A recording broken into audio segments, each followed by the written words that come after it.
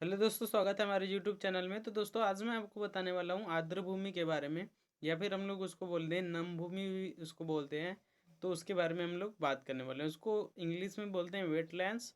और तो उसी के बारे में हम लोग डिटेल से इस वीडियो में चर्चा करेंगे। ये बेहद ही इंपॉर्टेंट टॉपिक हो जाता है परीक्षा की दृष्टि से। ठीक है, तो सबसे पहले मैं आपको ये बता दूं कि ये कहाँ से आया था। तो सबसे पहले इसकी जानकारी हमको मिलती है।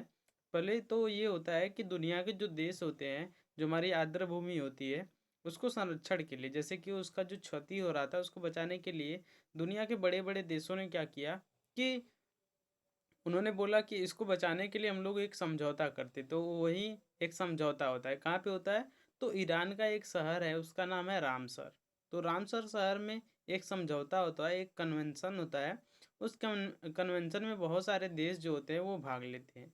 जब ये देशों का वहाँ पे समझौता होता है तो वे उस समय का जो डेट था, उस समय का डेट 1917 मंथ था। ठीक है, 1971 था। तो ईरान में ये समझौता अपनाया गया। ये पहला पॉइंट हो गया। ठीक है, अब नेक्स्ट जो है, ये कब लागू हुआ था? तो ये 1975 में लागू हो गया था। ये कब लागू हुआ था? 1975 में ये लागू हुआ था। कब ये ईरान में हुआ था। ठीक है, और ये कब लागू हुआ था? 1975 में हुआ था। तो ये हो गई हम लोग की एक बात कि ये दो पॉइंट इंपॉर्टेंट हो गया। नेक्स्ट, यदि मैं आपको बता दूं तो ये जो है वेटलैंड्स डे कब मनाया जाता है? ठीक है, वेटलैंड्स डे मनाया जाता है 2 फरवरी को। ठीक है, 2 फरवरी को वर्ल्ड वेटलैंड्स डे मनाया जाता है। और ये मैं जो खबर है, ठीक है, इसको क्यों लेकर आया हूँ? तो अभी हाल ही में 5 फरवरी को भारत में कितने 5 नए रामसर स्थल को जोड़ा गया था। इसीलिए मैं ये खबर लेके आया हूँ, क्योंकि ये जब ये करंट अफेयर में आया तो ये इम्पोर्टेंट हो गया। ये परीक्षा में पूछे जा सकते हैं। तो इसीलिए मैं इस टॉपिक को लेके आया हूँ कि सोचा कि आप लोगों को ये पता चले कि वेटलैंड्स होता क्या है। यदि आप इसको समझ जाएंगे तो इसको आपको रट्टा मारने की ज़रूरत नहीं होगी। तो सबसे पहले यहाँ पे वेटलैंड्स जो होता है, आर्द्र भूमि, यहाँ पे हेडिंग देख सकते हैं आप। तो ये क्या होता है, इसका यहाँ पे परिभाषा दिया गया है। तो इस परिभाषा को हम लोग ध्यान से पढ़ते हैं। ठीक है, ये परिभाषा इसमें देख सकते हैं कि आर्द्र भूमि क्या है। तो वह क्षेत्र है, ठीक है, आर्द्र भूमि क्या है? वह क्षेत्र है जहाँ का भूमि जो है वो पानी से ढकी होती है। ठीक है, जहाँ का भूमि क्या होता है? पानी से ढकी होती है। अब चाहे वो भूमि जो पानी से ढका होगा, चाहे वो खारा भी हो सकता है, या वहाँ का जो जल है वो लवण भी हो सकता है, चाहे वो साल्टी भी हो सकता है। ठीक है, कम से कम एक भाग के लिए पूरी तरीके से पानी क्या हो, ढका रह सकता है। तो बहुत बड़ा क्षेत्र, जैसे कि अभी हम लोग का जो तालाब हो गया, अब उसको आर्द्र भूमि नहीं बोल सकते। ठीक है, क्योंकि जो यूनेस्को है उसके द्वारा कुछ अलग परिभाषा दी गई है। उस परिभाषा के अनुसार यदि कोई सा भी एक चीज़ वहाँ पे फॉलो होता है तो उसको हम लोग आर्द्र भूमि क्या कर लेते हैं, मान लेते हैं। तो वो केंद्र के सरकार द्वारा उसको आर्द्र भूमि करार दे दी जाती है। अब एक संक्रमण क्षेत्र है, ये क्या है? एक संक्रमण क्षेत्र है। कौन? आर्द्रभूमि एक संक्रमण क्षेत्र है, जहाँ पे बहुत सारे जो जंतुएं हैं और जो हमारे पेड़ पौधे हैं वहाँ पर क्या होते हैं, संरक्षित होते हैं। नेक्स्ट, अंटार्कटिका को छोड़कर महाद्वीप पर कई तरह के क्या पाए जाते हैं, आर्द्रभूमि पाई जाते हैं। ठीक है, अब इसका महत्व क्या है, इसके महत्व के बारे में हम लोग चर्चा करेंगे कि इसका महत्व क्या होता है। तो आर्द्र भूमि जो होते हैं वो पानी की गुणवत्ता में सुधार करते हैं। मीन्स कैसे करते हैं उसका सुधार? तो ये मैं आपको बता दूं, जैसे कि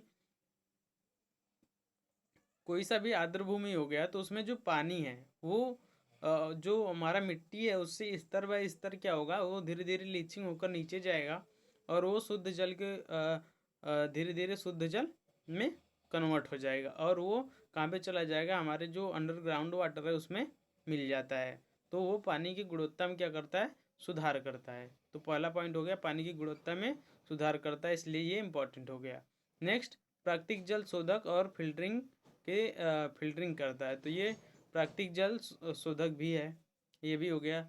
और ये जो हमारा होता है ये तटीय क्षति में कमी करता है। कौन?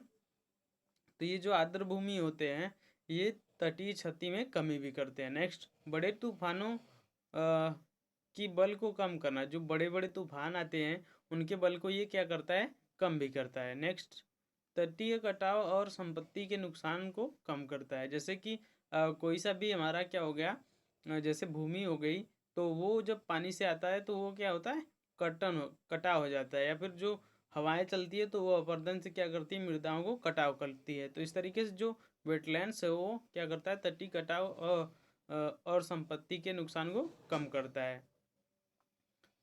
अब ये अगला जो है इम्पोर्टेंट पॉइंट इसका, ये वन्य जीव आवास प्रदान करता है। क्या करता है, वन्य जीव आवास प्रदान करता है।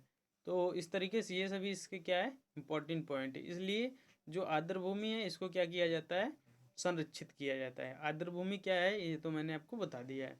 आर्द्र भूमि जैसे कि कोई भी जो जल से भरा हुआ क्षेत्र है, साल के वर्षों में वहाँ पे हमेशा जल रहता है, चाहे वो मीठा हो पानी, चाहे वो खारा हो। अभी हम लोग कुछ मैप में देखेंगे तो वहाँ से आपको पता चलेगा, ठीक है।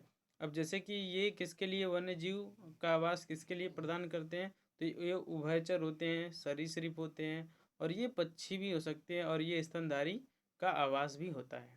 अब ये बाढ़ पे नियंत्रण भी करते हैं। जैसे बाढ़ मीन्स क्या हो गया कि जब नदी में पानी ज़्यादा हो जाता है तो वो बाढ़ का रूप ले लेता है। तो जैसे अब वो जो बाढ़ का पानी होता है वो कहाँ जाएगा, तो ये आर्द्र भूमियों में बाढ़ का पानी रह सकता है, ठीक है। इस तरीके से अब ये जो पारिस्थितिक तंत्र की उत्पादकता को बढ़ाए रखने में भी इसका योगदान होता है। और ये कार्बन को स्टोर भी करता है। मीन्स कैसे करता है कार्बन को स्टोर, तो इसके जो तलछट होते हैं, ठीक है, इसके जो तट होते हैं उसमें क्या करता है, ये कार्बन डाइऑक्साइड को क्या करता है, दबा के रखता है। जो मीथेन है वहाँ पे दबा के उसको रखता है। अब इसका एक निगेटिव पॉइंट है कि बहुत से ऐसे वेटलैंड्स पाए जाते हैं जिनमें कि निगेटिव बातें भी होती है। तो वो निगेटिव बातें क्या हैं, जैसे कि कई वेटलैंड्स ऐसे होते हैं जिसमें कि मीथेन का उत्सर्जन होता है। अब आप सोचेंगे कि मीथेन के उत्सर्जन से क्या होता है, तो मीथेन के उत्सर्जन से हो ये जाएगा कि ये मीथेन जो है एक बहुत ही प्रबल ग्रीन हाउस गैस है। ग्रीन हाउस गैस मीन्स कि ये जो है ये ग्लोबल वार्मिंग, ठीक है, मतलब कि ये जलवायु को क्या करता है, गर्म करता है। और ये जो मीथेन है ये हमारे पूरे जलवायु को क्या करेगा, गर्म करेगा। गर्म करेगा तो हमारा जो ग्लेशियर है वो क्या होगा, पिघलेगा। तो इस तरीके से ग्रीन हाउस गैस है कौन, मेथेन। तो इस तरीके से ये जलवायु परिवर्तन में योगदान देगा। तो ये एक निगेटिव पॉइंट इसका है। नेक्स्ट है आर्द्र भूमियों को खतरा किससे है, तो हाइड्रोलॉजिकल जो परिवर्तन हो रहा है उसके वजह से क्या है, वेटलैंड्स को क्या है, ये खतरा है। और बहुत सारी जो जल प्रदूषण है, वायु प्रदूषण है, ध्वनि प्रदूषण है, इस तरीके से भी वेटलैंड्स को क्या है, खतरा है। और यदि वनस्पतियों की क्षति होती है तो उससे भी क्या है, उससे भी क्या होगा, वेटलैंड्स को खतरा होगा। तो यहाँ पे आक्रामक प्रजातियों का प्रवेश, इससे भी क्या होगा, खतरा होगा। आक्रामक प्रजातियों का प्रवेश मतलब कि यदि आप कोई ऐसा प्रजाति वहाँ पे लगा देते हैं जैसे कि जो कि क्या करता हो, ऐसा प्रजाति वहाँ पे आ जाता है जो कि वहाँ की स्थानिक प्रजाति को क्या करता हो, नष्ट कर देता हो। जैसे कि आपने कोई एक जेनेटिकली जो कि मॉडिफाई है, कोई आप एक पौधा लेके आए और वो पौधा इतनी तेज़ी से ग्रो कर रहा है कि जो आपके बगीचे में आपका जो स्थानिक पौधा है उसको क्षति पहुँचा रहा है, तो वो हो गया आक्रामक प्रजातियाँ। तो उससे भी क्या करता है, वेटलैंड्स को खतरा है। नेक्स्ट है रामसर अभिसमय क्या होता है, तो इसको हम लोग जान लेते हैं रामसर अभिसमय के बारे में कि ये क्या है। तो सबसे पहले हम लोग क्या जानेंगे कि रामसर अभिसमय क्या है।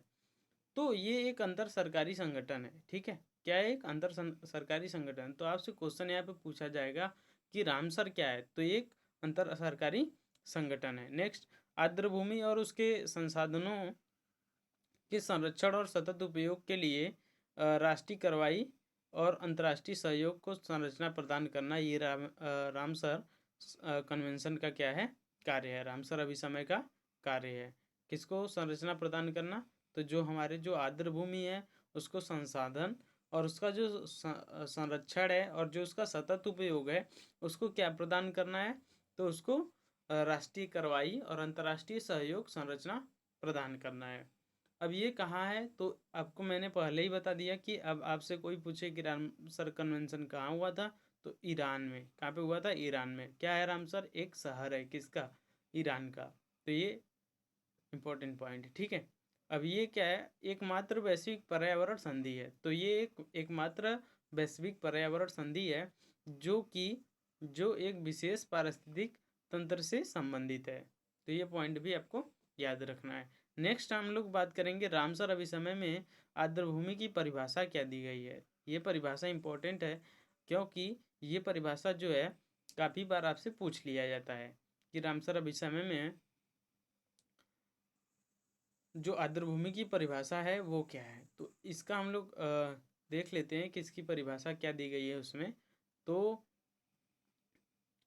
इसकी जो परिभाषा है कुछ इस तरीके से दी गई है कि इसमें एक व्यापक परिभाषा का यूज किया गया है। और वो व्यापक परिभाषा क्या है, जैसे कि जो झीलें और नदियाँ हैं, ठीक है, झीलें और नदियाँ, उसको भी रामसर कन्वेंशन में हम लोग ले सकते हैं। और जो दलदल, गीले घास के मैदान और पिटलैंड्स है उसको भी ले सकते हैं। ज्वार, नदमुख, डेल्टा, ज्वारी, फ्लैट, निकट तटीय समुद्री क्षेत्र, फिर मैंग्रोव और प्रवाल भित्तियाँ, और यहाँ पे मानव निर्मित स्थल जैसे कि मछली के तालाब और धान के खेत और जलाशय और नमक के मैदान, इन सभी को हम लोग क्या करते हैं, रामसर कन्वेंशन में हम लोग इसको ले सकते हैं। ठीक है, तो ये इसकी व्यापक परिभाषा दी गई, बहुत बड़ा परिभाषा है कि इसमें हम लोग किसको किसको ले सकते हैं। इसमें हम लोग किसको ले सकते हैं, तो इसमें हम लोग झीलें और नदियों को ले सकते हैं। और यहाँ पे हम लोग किसको ले सकते, दलदल गीले घास को ले सकते हैं। और यहाँ पे जानद मुख को ले सकते हैं, निकट तटीय समुद्री क्षेत्र है, इन सभी को हम लोग उसमें ले सकते हैं। तो ये इसकी एक व्यापक परिभाषा हो गई। नेक्स्ट जो है कि इसको हम इसके बारे में हम लोग बात करेंगे आगे कि ये स्वीकरण एवं मुख्यालय इसका कहाँ पे है। तो इसका स्वीकरण और मुख्यालय हम लोग देख लेते हैं। तो इसका जो स्वीकरण, ठीक है, इसका स्वीकरण कहाँ पे है, तो स्वीकरण इसका स्वीकरण एवं मुख्यालय तो 1975 में ये लागू हुआ, जैसा कि मैंने पहले ही बता दिया। और 2 फरवरी को क्या मनाया जाता है, विश्व आर्द्र भूमि दिवस मनाया जाता है। और इसी विश्व आर्द्र भूमि दिवस के आधार पर ही हम लोग के देश में, भारत में 5 नए आर्द्र भूमि जोड़े गए हैं। ठीक है, एशिया में सबसे ज़्यादा जो आर्द्र भूमि है वो किसके पास है, तो अभी वो चीन के पास है, 82 आर्द्र भूमि है। ठीक है, और हमारे पास कितना हो गया है टोटल, तो हमारे पास रामसर स्थल हो गया है टोटल 80 हो गया है। पहले जो था वो 75 था, और उसके बाद 5 जो नया जुड़ा है फरवरी में, तो वो हो गया हमारे पास टोटल 80 रामसर स्थल है। तो ये कहाँ पे इसका मुख्यालय है, ग्लैंड स्विट्जरलैंड में है। अनुबंध पार्टियों का सम्मेलन क्या है, तो अनुबंध पार्टियों का जो सम्मेलन है वो कॉप कॉप मीन्स होता है conference of parties. Conference of party में क्या होता है कि बहुत सारे जो देश होते हैं उनके जो मंत्री होते हैं मेन, तो वो जो पर्यावरण मंत्री होते हैं वो आके बहुत सारे देशों के वो इकट्ठा होके भाग लेते हैं, तो उसको बोला जाता है कॉप। ठीक है, या उसको बोला जाता है हिंदी में अनुबंध पार्टियों का सम्मेलन, या इंग्लिश में उसको कॉन्फ्रेंस ऑफ पार्टीज बोला जाता है। तो रामसर, ठीक है, अब जो रामसर अभिसमय है, ठीक है, हस्ताक्षरकर्ता हर 3 साल में मिलते हैं। जैसे कि अब आपके दोस्त और कोई लोगों ने क्या किया कि एक प्लान बनाया, और कभी कभी वो मिलते हैं, दूर रहते हैं, तो वो बोलते हैं कि चलो हम लोग 1 साल में 2 साल में मिलते हैं। तो इसी तरीके से जो रामसर अभिसमय है, इसमें जो जो भी हस्ताक्षर किया रहेगा वो हर 3 साल में एक स्थान पर मिलेंगे। वो स्थान चेंज होता रहता है। ठीक है, वो ईरान हो गया, भारत हो गया, चाइना हो गया, इस तरीके से जो स्थान है ये चेंज होता रहता है। तो इस तरीके से, ठीक है, तो हस्ताक्षरकर्ता प्रत्येक 3 साल में मिलते हैं।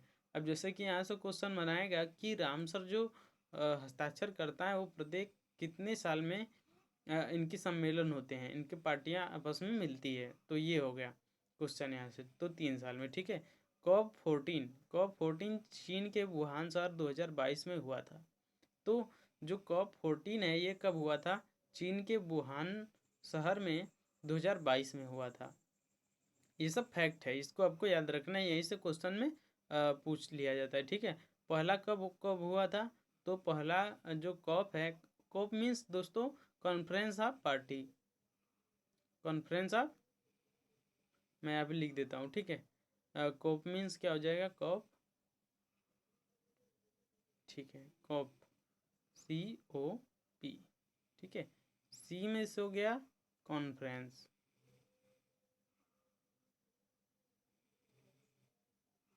के कॉन्फ्रेंस, ओ मीन्स क्या हो गया ऑफ,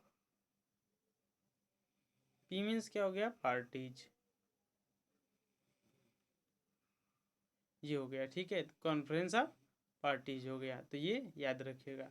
नेक्स्ट हम लोग कहाँ तक पहुँचे थे, हाँ कॉप, पहला कॉप कब हुआ था, तो ये हुआ था कावियरी में हुआ था। ठीक है, कहाँ पे हुआ था, कावियरी में हुआ था। और ये कहाँ पे पड़ता है, तो इटली में पड़ता है। कावियरी कहाँ पड़ता है, इटली में पड़ता है। ये पहला कॉप हुआ था। नेक्स्ट हम लोग अब बात करते हैं इसके और इम्पोर्टेंट फैक्ट्स के बारे में। तो रामसर स्थल के बारे में हम लोग जान लेते हैं। तो ये वीडियो बहुत ही हेल्पफुल है। यदि आपको ये वीडियो थोड़ा सा भी अच्छा लगे तो वीडियो को लाइक ज़रूर करिएगा। तो यहाँ पे जो रामसर स्थल है, इसमें कितने पूरे पार्टियाँ हैं, तो 172 रामसर अनुबंधित पार्टियाँ हैं। तो 172 देशों के जो मंत्री थे उन्होंने आके इसमें भाग लिया था। तो इस तरीके से ये पार्टियाँ हैं। अब कितने रामसर पूरे हैं, तो 2300 से अधिक रामसर स्थल हैं। भारत में कितने रामसर स्थल हैं, तो पहले कितने थे 75, वर्तमान में कितने हैं 80। 5 क्या हुआ, अगस्त 2022 में 11 नए रामसर स्थल जुड़े थे, तब जाके यहाँ पे 75 हुआ था। ठीक है, और इसके बाद 1 फरवरी 2024 को 5 नए साइट जुड़ गए थे। तो इसके खातिर ये क्या हुआ, खबरों में आया है। तो स्थलों की सबसे अधिक जो संख्या है वो किस देश में है, मतलब रामसर स्थल जो है वो सबसे ज़्यादा किस देश में है, तो सबसे ज़्यादा जो रामसर स्थल है वो किस देश में है, United kingdom. United kingdom means क्या होता है, यूनाइटेड किंगडम मीन्स जिसमें वेल्स आता है, इंग्लैंड आता है, आयरलैंड आता है, ये सभी यूनाइटेड किंगडम में आता है। ठीक है, तो वो सबसे ज़्यादा उसमें अत्यधिक संख्या वहाँ पे रामसर स्थल की पाई जाती है। सबसे बड़ा क्षेत्र वाला देश कौन सा है, तो सबसे बड़ा क्षेत्र वाला बोलीविया है। ठीक है, बोलीविया कहाँ पे पड़ता है, तो बोलीविया पड़ता है दक्षिणी अमेरिका में, और बोलीविया की राजधानी है लापाज। जो कि लापाज जो है वो विश्व का सबसे ऊंची राजधानी है, मतलब मीन्स कि वो सबसे ऊंचाई पर स्थित राजधानी है, जो कि ज़्यादा सबसे ऊंचाई पर स्थित है। ठीक है, अब कितने हैं उसका जो बोलीविया में है वो कितना है, तो लगभग 1,48,000 किलोमीटर उसका क्या है, रामसर स्थल है, इतना बड़ा है। ठीक है, तो ये मॉन्ट्रेक्स रिकॉर्ड क्या होता है, ये भी इम्पोर्टेंट है। तो ये भी हम लोग जान लेते हैं कि मॉन्ट्रेक्स रिकॉर्ड क्या होता है। तो वेटलैंड्स से जुड़ी मैं आपको पूरी जानकारी दूंगा इस वीडियो में, ताकि आपको दोबारा कोई वीडियो न देखनी पड़े। तो इस तरीके से, ठीक है। अब ये जो मॉन्ट्रेक्स रिकॉर्ड है ये संकटग्रस्त तथा संकटापन्न वेटलैंड्स की सूची है। मीन्स कि ऐसे वेटलैंड्स की सूची जिसमें कि वहाँ के जो वहाँ के जो स्थानीय जंतु है, जो वहाँ के पौधे हैं, वे सभी किसमें हो, संकटग्रस्त हो। मीन्स कि वो संकट उनके ऊपर आ गई। ठीक है, संकटापन्न हो। और वो क्या होता है कि जैसे कि उनको संरक्षण के लिए विशेष प्रावधानों की आवश्यकता है, तो उसको हम लोग क्या बोलेंगे कि वो मॉन्ट्रिक्स रिकॉर्ड में आ जाएगा। जैसे मैं जैसे एक उदाहरण के तौर पे मैं आपको बता दूं कि कोई मान लीजिए कि डल झील है। ठीक है, डल झील है या फिर वुलर झील है या सांबर झील है, कोई सा भी है। तो उसमें से कोई ऐसा हो गया कि मान लीजिए ये झील है। ठीक है, अब ये झील जो है ये संकटापन्न है। संकटापन्न मीन्स कि इसके खतरे इस पे है। ठीक है, कि ये कुछ दिनों में क्या हो जाएगा, समाप्त हो जाएगा धीरे धीरे।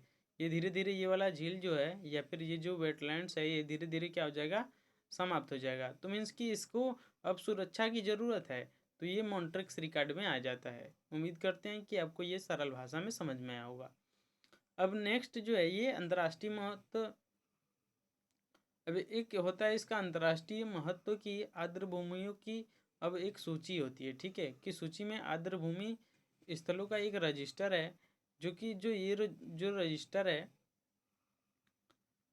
अब ये जो रजिस्टर है इसमें क्या होता है, तो इसमें तकनीकी विकास, प्रदूषण या फिर अन्य जो मानवीय हस्तक्षेप होते हैं, पारिस्थितिक जो चरित्र होता है और उसमें जो परिवर्तन होते हैं, इन सभी से होने वाली जो संभावना है उसको वहाँ पे नोट किया जाता है। ठीक है, यह रामसर सूची के भाग के रूप में शामिल है। तो ये जो है मॉन्ट्रेक्स रिकॉर्ड, इसको रामसर की सूची में इसको शामिल किया गया है। भारत की 2 आर्द्र भूमि मॉन्ट्रेक्स रिकॉर्ड में शामिल है। मतलब कि मैंने बोला मॉन्ट्रेक्स रिकॉर्ड, तो जो भारत की 2 आर्द्र भूमि है, ठीक है, इसको याद रखना है कि कौन कौन से भारत के 2 आर्द्र भूमि है जिसको मॉन्ट्रेक्स रिकॉर्ड में क्या किया गया है, जिसको मॉन्ट्रेक्स रिकॉर्ड में शामिल किया गया है। तो मॉन्ट्रेक्स रिकॉर्ड क्या होता है, ये मैंने आपको बताया कि जैसे कोई भी संकटग्रस्त हो गया, संकटापन्न वेटलैंड्स हो गए, उसकी सूची जिसको कि संरक्षण या फिर विशेष प्रावधानों की आवश्यकता है, उसको हम लोग क्या बोलेंगे, उसको हम लोग बोलेंगे कि वो मॉन्ट्रेक्स रिकॉर्ड है। तो इस तरीके से भारत में 2 मॉन्ट्रेक्स रिकॉर्ड है, एक है केवलादेव राष्ट्रीय उद्यान जो कि राजस्थान में है, और लोकटक झील जो कि कहाँ पे है, मणिपुर में है। तो केवलादेव राष्ट्रीय उद्यान और ये मणिपुर, ये दोनों क्या है, मॉन्ट्रेक्स रिकॉर्ड में शामिल है। तो इसको आप याद रखिएगा। नेक्स्ट हम लोग आगे चलते हैं।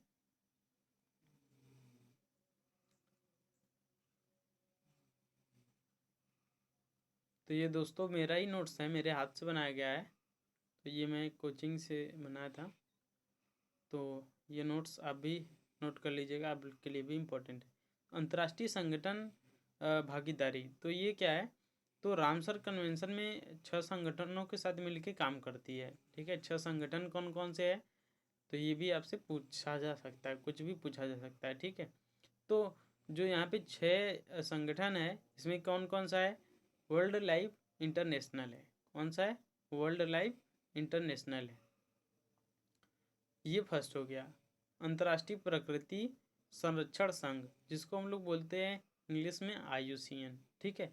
फिर इसके बाद है अंतर्राष्ट्रीय जल प्रबंधन संस्थान जिसको IWMI बोलते हैं, इसको इंग्लिश में बोलेंगे इंटरनेशनल वाटर मैनेजमेंट, ठीक है, इंस्टीट्यूशन, प्रबंधन संस्थान, ठीक है। अब ये हो गया वेटलैंड्स इंटरनेशनल, ये भी, इसको भी शामिल किया गया है। विश्व वन्य जीव कोष, इसको भी शामिल किया गया, WWT, ठीक है, WWT international world life and wetlands trust, WWT। तो याद रखिएगा इसमें 6 पूरे संस्थान को जोड़ा गया है, कौन कौन सा, वर्ल्ड लाइफ इंटरनेशनल, और किसको जोड़ा गया है, तो ये जोड़ा गया है IUCN को, IWMI को, फिर उसके बाद WWF को, WWT को, वेटलैंड्स इंटरनेशनल को, ये 6 हो गए, ठीक है। तो इस तरीके से ये इतना हो गया। अब हम लोग आगे चलते हैं। यहाँ पे कुछ हम लोगों को देखिए, मैंने यहाँ पे करंट ऐड किया हुआ है। कुछ 11 स्थल जो जोड़े गए थे, ठीक है, कब जोड़े गए थे, 2022 में। तो फिर इसमें एक ये नए रामसर स्थल शामिल हुए थे 2022 में, अगस्त में। तो ये उनकी सूची है, ये यहाँ पे उन सभी की क्या है, सूची है, ठीक है, ये सभी उनकी सूची है। और ये कहाँ पे पाया जाता है, तो यहाँ पे स्टेट दिया गया है, जैसे कि हीराकुंड रिजर्वायर है, ये कहाँ पे पाया जाता है, उड़ीसा पे। तो हीराकुंड जो है वो महानदी पे, ठीक है। फिर यहाँ पे अंशुपा लेक है, तो इस तरीके से। फिर यहाँ पे यशावत सागर है मध्य प्रदेश में। फिर यहाँ पे चित्रगुड़ी है बर्ड सेंचुरी, ये सभी है, ठीक है। तो इन सभी को पूरे को आपको याद नहीं रखना है, मैं केवल जिसको जो बताता हूँ वही याद रखना है, ठीक है। अब जो मैंने यहाँ पे करंट में ऐड किया है, इस तरीके से देख सकते हैं आप यहाँ पे। तो इन सभी को आपको क्या करना है, याद रखना है। कब ऐड हुआ था, 1 फरवरी 2024 को। कितने रामसर स्थल जुड़े गए हैं भारत में, नए 5 नए रामसर स्थल जोड़े गए हैं। कर्नाटक में 3 जोड़े गए हैं, तमिलनाडु में कितने जोड़े गए हैं, 2 जोड़े गए हैं, ठीक है। कर्नाटक में कितने हैं, 3, और तमिलनाडु में 2 हो गए हैं। नेक्स्ट, कर्नाटक में कौन कौन सा जोड़ा गया है, 3 ठो, तो अंक समुद्र पक्षी संरक्षण है, रिजर्व, और एक है अघनाशिनी ज्वार नदमुख है, फिर मगधी केरे संरक्षण रिजर्व है, ये तीनों जोड़ा गया था, ठीक है। याद रखिएगा कौन कौन सा जोड़ा गया है, तो एक जोड़ा गया अंक समुद्र पक्षी संरक्षण रिजर्व, और उसके बाद अघनाशिनी ज्वार नदमुख, उसके बाद मगधी केरे संरक्षण रिजर्व। और तमिलनाडु में कितना जोड़ा गया है, तमिलनाडु में भी 2 ठो जोड़ा गया है, कराईवेट्टी पक्षी अभ्यारण्य जोड़ा गया है, और यहाँ पे वुड 16 है, ठीक है, लाना वुड 16 रिजर्व 1 है। तो ये सभी यहाँ पे जोड़े गए हैं, नए 5। तो इन सभी को आपको याद रखना है बस। पास्ट हो। ठीक है, अब आगे हम लोग चलते हैं।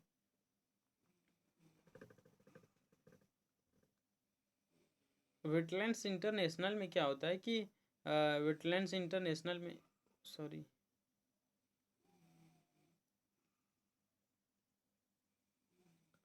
वेटलैंड्स इंटरनेशनल में क्या होता है कि इसमें रामसर अभिसमय की एक क्या है, एक सहयोगी संस्था है। मतलब कि वेटलैंड्स इंटरनेशनल जो है ये क्या करता है, एक सहयोगी संस्था है किसकी, रामसर स्थल की।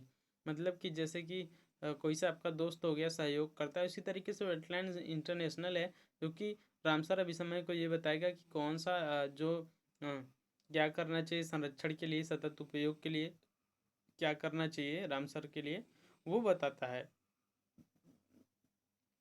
एकमात्र गैर लाभकारी संगठन है जो वेटलैंड्स इंटरनेशनल गैर लाभकारी संगठन है।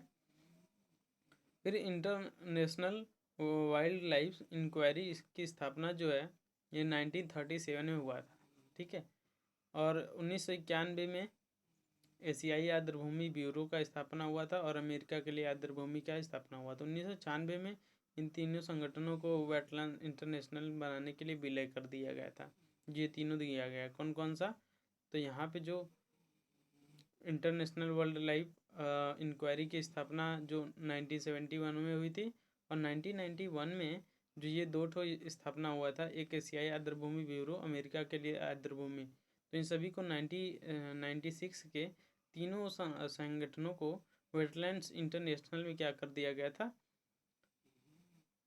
वहाँ पे उसको शामिल कर लिया गया था। ठीक है, अब इसका मुख्यालय कहाँ पे है, तो मुख्यालय इसका नीदरलैंड में है। कहाँ पे है, नीदरलैंड में है।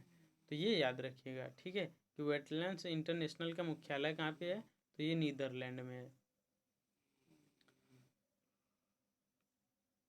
ठीक है, नेक्स्ट है आर्द्रभूमि संरक्षण और प्रबंधन केंद्र। इसकी स्थापना कब हुई थी, 2 फरवरी 2021 को विश्व आर्द्रभूमि दिवस मनाया जाता है। ये तो हम लोगों ने अभी पढ़ा। ठीक है, पर्यावरण वन एवं जलवायु मंत्रालय के तहत काम करे राष्ट्रीय सतत चेन्नई एक हिस्सा है। ये तो ज़्यादा खास इम्पोर्टेंट नहीं है, तो इस तरीके से। ठीक है, आगे हम लोग चलते हैं। तो यहाँ पे मैंने एक मैप ऐड किया है जिसमें मैं आपको दिखा सकूँ कि वेटलैंड्स इंटरनेशनल में कौन कौन सा है। तो इस तरीके से मैं आपको दिखाना चाहूँ तो यहाँ पे देख सकते हैं आप।